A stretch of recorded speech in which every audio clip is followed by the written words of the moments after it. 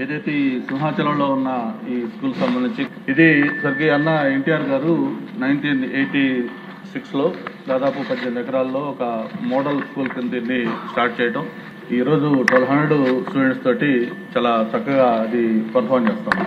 అయితే 14 to 19 నేను HRD మినిస్టర్గా ఉన్నప్పుడు అక్కడ ఒక 2 floors డార్మెటరీ, అలాగే ఒక 1200 ఆడిటోరియం, అలాగే ప్రిన్సిపల్ స్టాఫ్ క్వార్టర్స్, దీంతో పాటు ఒక 2000 రన్నింగ్ మీటర్స్ కాంపౌండ్ వాళ్ళు, ఇట్లా ఇవన్నీ కలిపి వర్క్కి అమౌంట్ శాంక్షన్ చేసి అవన్నీ కూడా వర్క్లు మొదలుపెట్టి దాదాపు 70% వర్క్స్ ఆ టైంలో మనం కంప్లీట్ చేసామని చెప్తాం.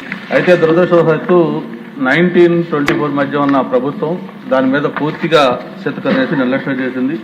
ఒక సింగిల్ పైసా కూడా దీనికి ఖర్చు పెట్టకుండా అది ఒక జీవనస్థితికి చేరే విధంగా స్కూల్ని తయారు చేశారు. అది త్వరగా దాన్ని అమౌంట్ శాంక్షన్ చేసి ఏదైతే బ్యాలెన్స్ వర్క్లు కంప్లీట్ చేస్తే ఒక మంచి మోడల్ స్కూల్ అవుతుందని చెప్పి నేను తెలియజేస్తాను. మరి గంటా శ్రీనివాసరావు గారు కోరినట్లుగా ఖచ్చితంగా అది చాలా అవసరమైంది అధ్యక్ష. మరి ఏదైతే 70-80% బిల్డింగ్లు అయినా అవన్నీ పనులు దగ్గరలో పూర్తి అయినాయి అధ్యక్ష. ఇప్పుడు ఖచ్చితంగా ఈసారి 80 కోట్ల రూపాయలు రెనోవేషన్స్ కోసమే బడ్జెట్ లో కేటాయించారు అధ్యక్ష.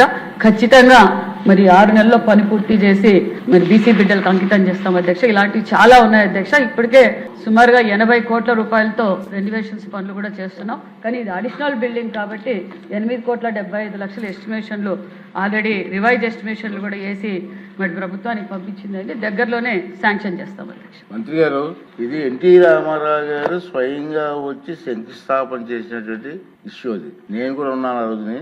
గురుకుల పాఠశాలకి ఎలా కడతారు డిజైన్ కావాలన్నారు పెద్ద ఆయన. అప్పుడు ఇంజనీర్లు వచ్చి డిజైన్ ఇచ్చారు.